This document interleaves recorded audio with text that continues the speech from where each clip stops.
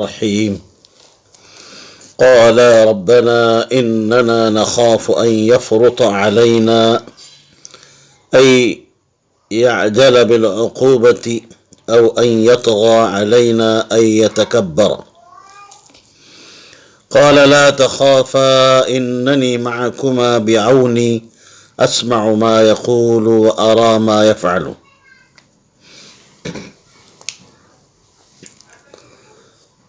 دونوں نے یعنی حضرت موسیٰ اور ہارون علیہ السلام نے بارگاہ ایزدی میں عرض کیا، ربنا کہ اے ہمارے پروردگار، اننا نخاف ہمیں یہ اندیشہ ہے کہ ان یفرط علینا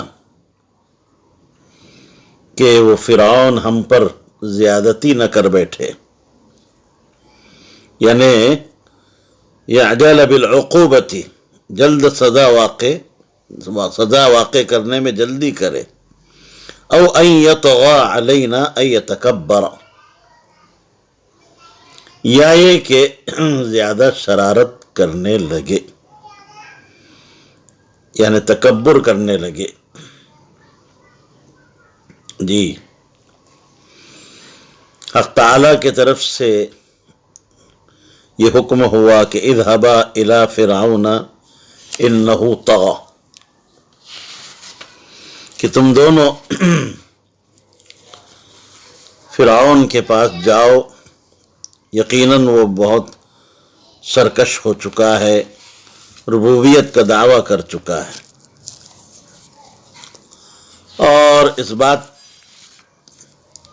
کا حکم دیا کہ قولا لہو قولا لینا، فرعون سے نرم بات کرنا۔ اس سے جیسے کل بھی یہ بات بتائی تھی کہ پیغمبرانہ دعوت کا ایک بہت ہی زرین اور اہم ترین اصول اس آیت سے معلوم ہو رہا ہے کہ ہمارا مخالف کتنا ہی سرکش کیوں نہ ہو، اس کی اصلاح اور اس کی تبلیغ کا فریضہ انجام دینے والے پر لازم ہے کہ اس کے ساتھ خیر خواہانہ انداز سے نرم بات کی جائے۔ نرم گفتگو کا نتیجہ ہو سکتا ہے کہ وہ مخاطب غور و فکر پر مجبور ہو جائے اور اس کے دل میں خوف خدا پیدا ہو جائے۔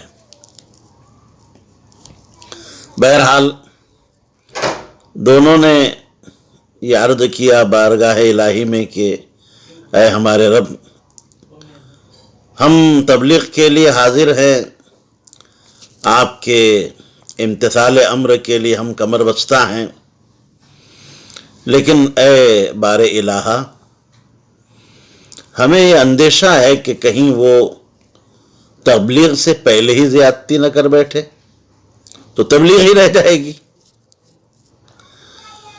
اور یا یہ کہ وہ عین تبلیغ کے وقت زیادہ شرارت کرنے لگے اپنے کفر میں کہ اپنی بک بک میں تبلیغ نہ سنے اور نہ اوروں کو سننے دے، تو تبلیغ عدم تبلیغ کے درجے میں ہو جائے گی۔ یہ ڈر ہے، یہ خوف ہے۔ اب یہاں کوئی کہہ سکتا ہے کہ حضرت موسیٰ علی نبینا علیہ السلام کو یہ دو طرح کا خوف کیوں لاحق ہوا؟ حضرت موسیٰ نے اللہ کے دربار میں دو طرح کے خوف کا جو اظہار کیا کہ ان یفرط علینا، یفرط جس کے معنی حد سے تجاوز کرنے کے ہیں، اور دوسرا ہے کہ ان یطغى،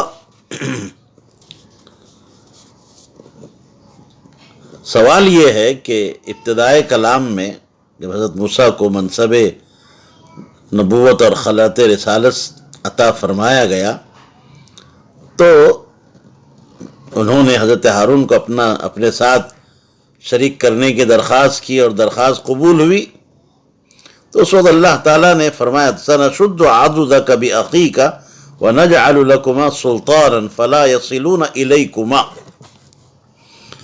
یہ بھی اطمینان دلایا گیا تھا کہ آپ کے درخواست میں جو چیزیں طلب کی گئی ہیں وہ سب ہم نے آپ کو دے دی۔ قَدْ أُوتِيتَ سُؤْلَكَ يَا مُوسَى۔ اور ان مطلوبہ چیزوں میں شرح صدر بھی تھا، جس کا حاصل یہی ہے کہ مخالف سے کوئی دل تنگی اور خوف و ہراس پیدا نہ ہو۔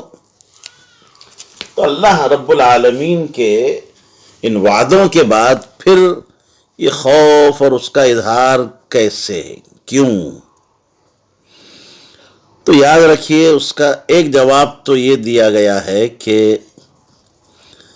اللہ کا جو وعدہ تھا کہ ہم آپ کو غلبہ عطا کریں گے اور لوگ آپ تک نہیں پہنچ سکیں گے، یہ ایک مبہم وعدہ ہے کہ اس میں دلیل اور حجت کے اعتبار سے غلبہ بھی مراد ہو سکتا ہے، مادی غلبہ بھی مراد ہو سکتا ہے، اور یہ بھی خیال کیا جا سکتا ہے کہ ان پر غلبہ جب ہوگا جب ان کی دلائل سنیں، معجزات دیکھیں، مگر خطرہ تو یہ ہے کہ وہ کلام سننے سے پہلے ہی ان پر حملہ کر بیٹھے۔ اور رہی بات شرح صدر کی، تو اس سے یہ لازم نہیں آتا کہ طبی خوف بھی جاتا رہے، اس میں کوئی منافات نہیں ہے، شرح صدر کے باوجود طبی خوف ہو سکتا ہے۔ دوسری بات یہ ہے کہ خوف کی چیزوں سے طبعی خوف تو جیسے اس سے پہلے بھی بات بتائی گئی تھی کہ انبیاء کرام علیہ السلام کی تو یہ سنت ہے، اللہ کے وعدوں پر پورا ایمان یقین ہوتے ہوئے بھی اس سے پہلے بتایا تھا کہ حضرت موسیٰ کو خود اپنی ہی لاٹھی کے سانپ بن جانے کے بعد اس کو پکڑنے سے ڈرنے لگے، اللہ تعالیٰ نے فرمایا لا تخف، ڈرو نہیں۔ یہ طبعی اور بشری خوف لاحق ہوتا ہے اور یہ منافی نبوت نہیں ہے۔ پھر ایک بات میں نے وہاں بتائی تھی کہ اللہ کی طرف سے جو بات ہو اس سے تو نہ ڈرنا ہی کیا ہے، کمال ہے، اسے ڈرنا ہی کمال ہے۔ اللہ تعالیٰ نے بشارت کے ذریعے سے اس خوف کو زائل فرمایا۔ جی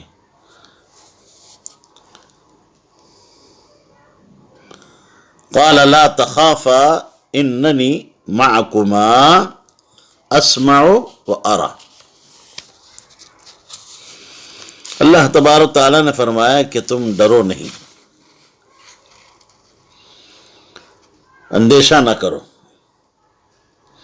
کیونکہ میں تم دونوں کے ساتھ ہوں، یعنی میں بعونی، میری مدد کے تمہارے ساتھ ہے، اسمع ما یقول، وہ جو کچھ کہے گا میں سن رہا ہوں اور دیکھ رہا ہوں، ما یفعل، وہ جو کرے گا، جو کرتا ہے، یعنی میں تمہاری حفاظت کروں گا اور اس کو، فرعون کو مرعوب کر دوں گا، جس سے پوری تبلیغ کر سکو گے۔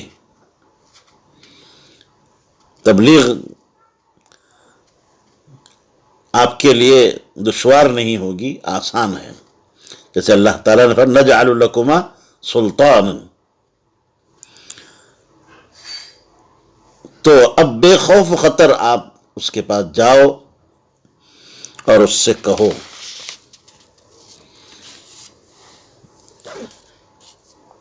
مفسر نے اننی معکما بعونی کہہ کر بتا دیا کہ معیت سے مراد اللہ کی نصرت اور امداد ہے، جس کی پوری حقیقت اور کیفیت کا ادراک انسان کو نہیں ہو سکتا۔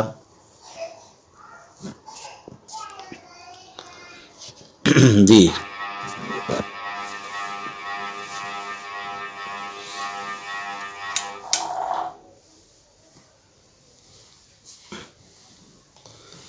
جی اللہ تعالیٰ نے فرمایا لا تخافا اننی معکما بعونی اسمع ما یقول و ارى ما یفعل، میں سب کچھ سنتا ہوں اور دیکھتا رہوں گا۔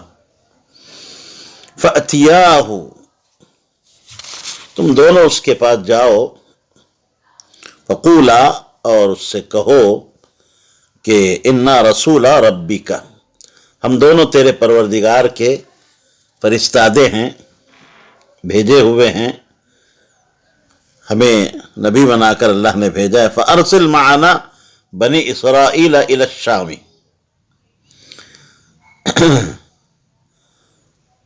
ہمارے ساتھ بنی اسرائیل کو جانے دے، الی الشام، شام کی جانب۔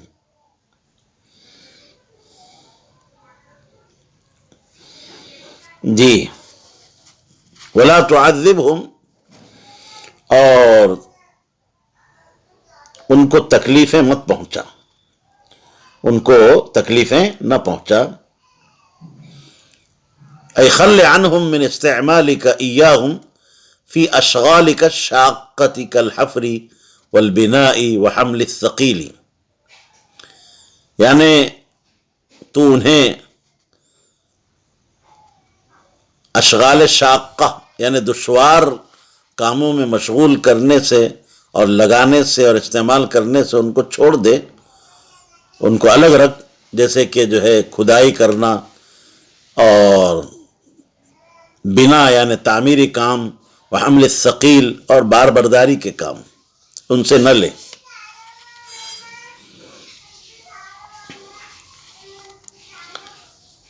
فَأْتِيَاهُ فَقُولَا إِنَّا رَسُولَ رَبِّكَ، جا کر ان سے سب سے پہلے ان کے سامنے اپنے رسول ہونے کا دعویٰ کرو۔ اور دوسری بات یہ ہے کہ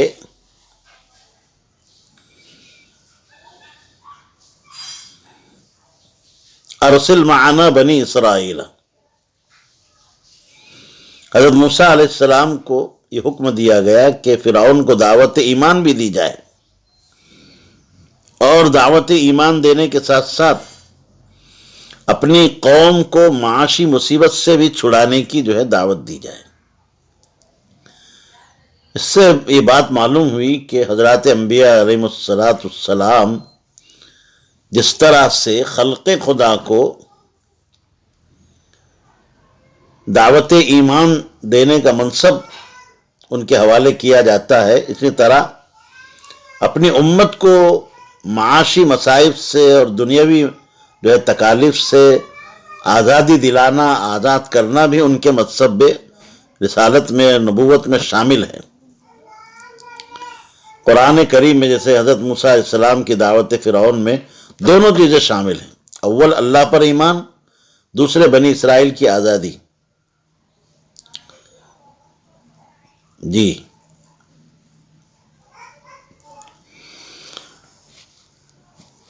فَأَرْسِلْ مَعَنَا بَنِي إِسْرَائِيلَ، دیکھو یہاں پر ایک بات ذہن میں رکھیے، اللہ تعالیٰ نے فرمایا فَأْتِيَاهُ، تم دونوں اس کے پاس جاؤ، اور فَقُولَا لَهُ، فقولا، اور یہ کہو اِنَّا رَسُولَ رَبِّكَ۔ اللہ تعالیٰ نے ان دونوں بزرگوں کو یہ بات کہی کہ تم جا کر 6 باتیں کہو، 6 باتوں کا حکم دیا۔ سب سے پہلی بات ہے اِنَّا رَسُولَ رَبِّكَ، اور دوسری بات ہے فَأَرْسِلْ مَعَنَا بَنِي إِسْرَائِيل، اور تیسری بات ہے وَلَا تُعَذِّبْهُمْ، اور چوتھی بات ہے قَدْ جِئْنَاكَ بِآيَةٍ مِّن رَبِّكَ،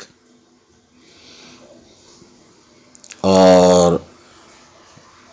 پانچویں بات ہے السلام علی من اتبع الہدی، اور چھٹی بات ہے انا قد اوحی الینا ان العذاب علی من کذب وتولی۔ یہ کے بعد دیگر 6 کے 6 باتیں ان سے جا کر کہو۔ تو پہلی بات کیا ہے؟ انا رسول ربک، ہم دونوں تیرے رب کے جو ہے کیا ہے فرستادے ہیں، بھیجے ہوئے ہیں۔ ربی کا کہا گیا، انا رسول ربنا نہیں کہا، ربی کا۔ سب سے پہلے دیکھیے رب کی اضافت کاف خطاب کی طرف، اور مخاطب فرعون ہے کہ تو اپنے کو جو ہے رب کہہ رہا ہے اور ربوبیت کا دعویٰ کر رہا ہے، تو رب نہیں ہے، ہمارا رب جو ہے، تیرا رب کوئی اور ہے جس نے ہم کو رسول بنا کر تیرے پاس بھیجا ہے۔ فَأَرْسِلْ مَعَنَا بَنِي إِسْرَائِيلَ، یہ دوسری بات ہے۔ کہ ہمارے ساتھ بنی اسرائیل کو بھیج دے شام. اور تیسری بات کہی ہے وَلَا تُعَذِّبْهُمْ، تو انہیں تکلیفیں نہ دے، انہیں نہ ستا، جو ہے مشکل ترین کام ان سے نہ لے. اپنی بیگار میں اس نے لگا کر رکھا تھا، ان سے گڑھے کھدواتا، تعمیری کام ان سے جو ہے لیتا، اور انہیں مزدور بنا کر رکھا تھا، بار برداری کا کام ان سے لیتا. جی.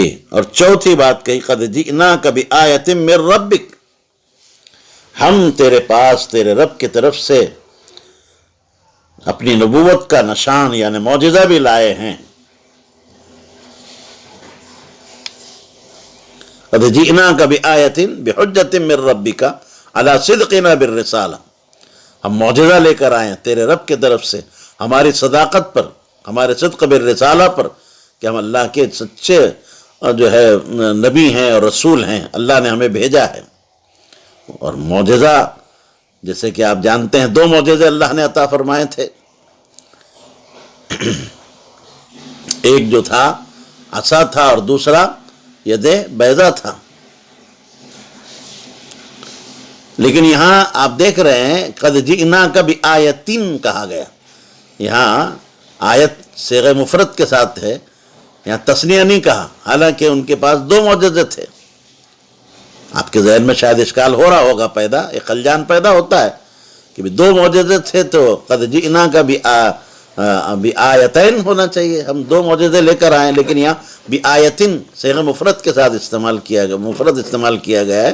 کیوں؟ اس لیے کہ مراد جو ہے وہ تثبیت دعویٰ ہے دلیل کے ذریعے سے. دلیل دونوں معجزے ایک دلیل بن گئی، ایک برہان ہو گئی، تو دعوے کا کیا ہو گیا؟ اس کا اس بات ہو گیا کہ قَدْ جِئْنَاكَ بِمُعْجِزَةٍ وَبُرْهَانٍ عَلَى مَا أَوْحَيْنَاهُ من الرسالة.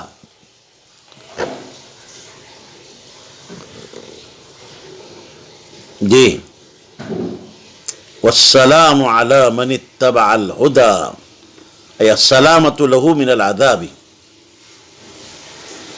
اور ایسے شخص کے لیے عذاب الہی سے سلامتی ہے جو سیدھی راہ پر چلے. من اتبع الہدی، السلامۃ له من العذاب، عذاب سے سلامتی ہے. جی. دیکھیں یہاں السلام کی تفسیر مفسر نے السلامتو سے فرمائی. معلوم ہوا کہ سلام جو ہے وہ سلامتی کے معنی میں ہے. سلام بمعنی تحیہ نہیں ہے. جی.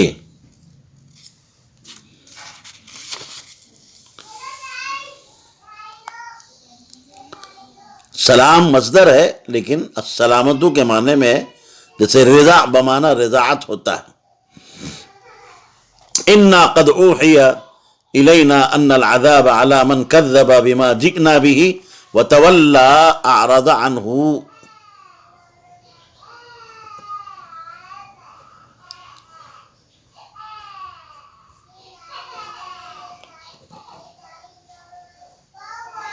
جی. کہہ رہے ہیں کہ یقیناً ہمارے پاس یہ حکم پہنچا ہے کہ اللہ کا عذاب اس شخص پر ہوگا جو حق کو جھٹلاوے،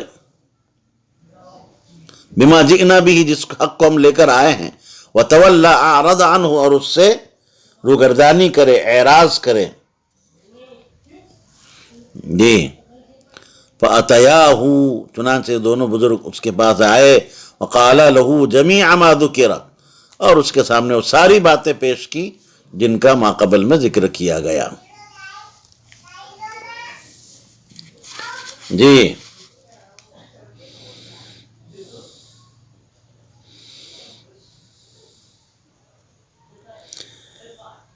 بتایا گیا کہ عذاب الہی سے سلامتی اور چھٹکارا اور خلاصی ایسے ہی شخص کا مقدر ہو سکتی ہے جو راہ راست پر چلے اور تکذیب سے اور رد حق سے جو ہے وہ محفوظ رہے.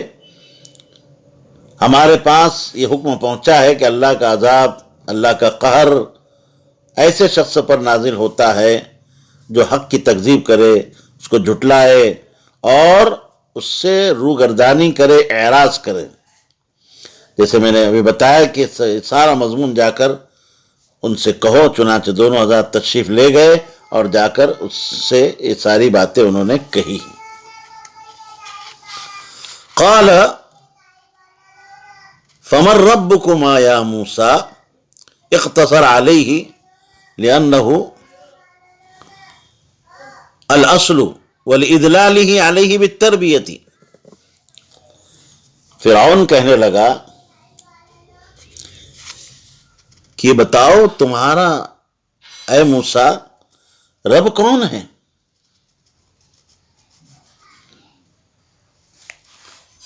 اختصر علیہ، اس نے حضرت موسیٰ پر اختصار کیا، اکتفا کیا. یا موسیٰ و ہارون نہیں کہا بلکہ یا موسیٰ کہا. پکارنے میں، ندا دینے میں صرف حضرت موسیٰ کا نام لیا. لأنہ الاصل، اس لیے کہ حضرت موسیٰ علی نبینا علیہ الصلاۃ والسلام رسالت میں اصل تھے. جی. وَلِإِدْلَالِهِ عَلَيْهِ بِالتَّرْبِيَةِ، اور حضرت موسیٰ پر تربیت کا، پرورش کا احسان جتلانے کے لیے. دیکھیے فَمَن رَبُّكُمَا یا موسیٰ، پوچھنے لگا فرعون کہ اے موسیٰ تم دونوں کا رب کون ہے؟ اس نے رب کی اضافت ان دونوں بزرگوں کی طرف کی، اپنے طرف نہیں کی. تکبراً، طغیاناً نہیں کی، اور اس بات کے اندیشے کی وجہ سے نہیں کی کہ کہیں قوم جو ہے موسیٰ کی طرف راغب نہ ہو جائے، مائل نہ ہو جائے. جی ایسا کہہ سکتا تھا فمن ربنا، ہمارا رب کون ہے، نہیں کہا بلکہ فمن ربکما یا موسیٰ. پھر دوسری بات یہ، جیسے کہ مفسر نے اس پر روشنی ڈالی ہے اور کچھ بات آپ ترجمے میں سمجھ چکے ہیں، کہ پہلے تو اس نے کہا من ربکما، دونوں کو مخاطب بنایا، لیکن بعد میں کہتا ہے یا موسیٰ. ندا میں جو ہے اس نے موسیٰ علیہ السلام پر اختصار کیا اور حضرت موسیٰ کی تخصیص کی. وجہ کیا ہے؟ مفسر نے خود کہا لأنہ الاصل فی الرسالہ، حضرت موسیٰ اصل رسول تو حضرت موسیٰ تھے، ہارون حضرت موسیٰ کے تابع تھے اور ان کے وزیر تھے. جی.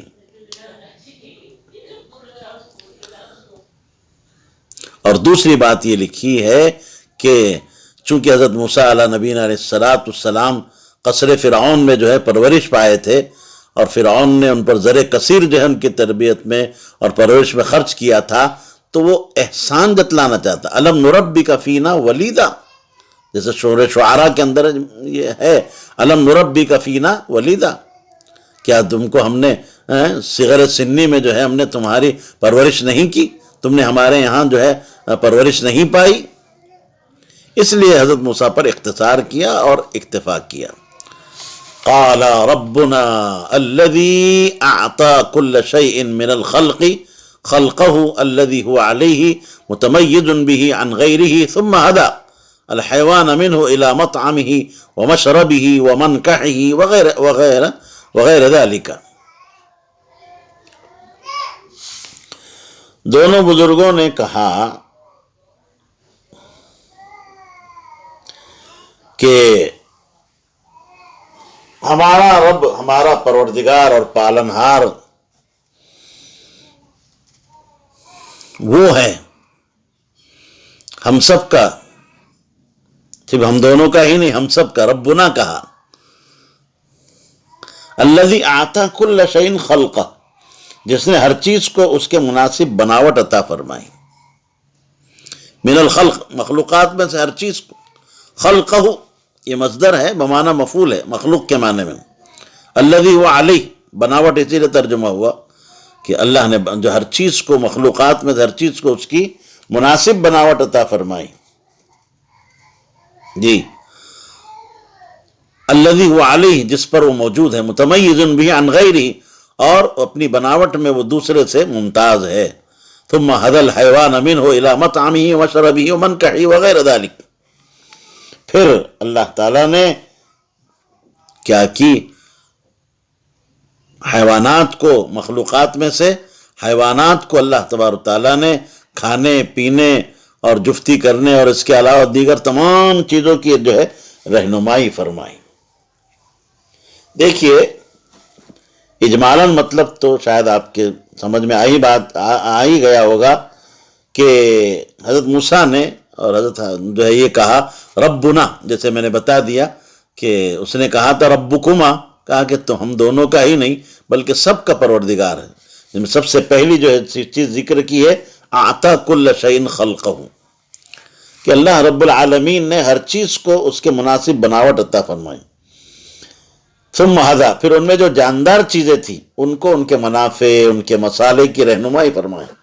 آپ دیکھیے ہر جانور اپنے مناسب غذا اور اپنے مناسب جوڑا اور مسکن، کہاں رہنا چاہیے، ہمارا جو نر ہے تو مادہ کیا، کون سی میری ہو سکتی ہے اور کون سی غذا جو ہے مناسب ہے، وہ خود ہی جو ہے کیا کرتا ہے، تلاش کر لیتا ہے۔ یہی ہمارا رب ہے۔ تو دیکھیے اس کی تفصیل یہ ہے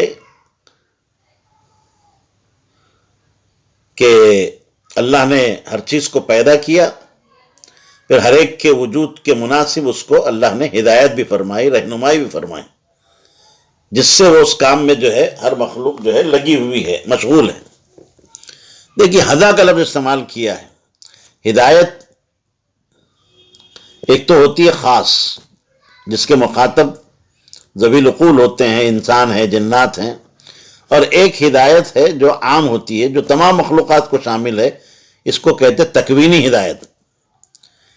تو دو قسمیں ہو گئی، ایک ہدایت خاص جس کے مخاطب جیسے میں نے بتایا کہ ذوی العقول ہیں، انسان ہیں، جنات ہیں، اور ایک دوسری قسم ہے تکوینی ہدایت، جو ہر چیز کو کیا ہے، تمام مخلوقات کو عام ہے، شامل ہے، آگ، پانی، مٹی، ہوا، سب۔ جی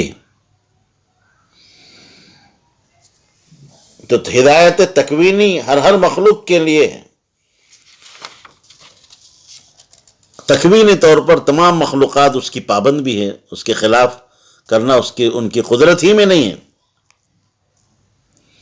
آتا کل شیء خلقہ ثم ہدیٰ۔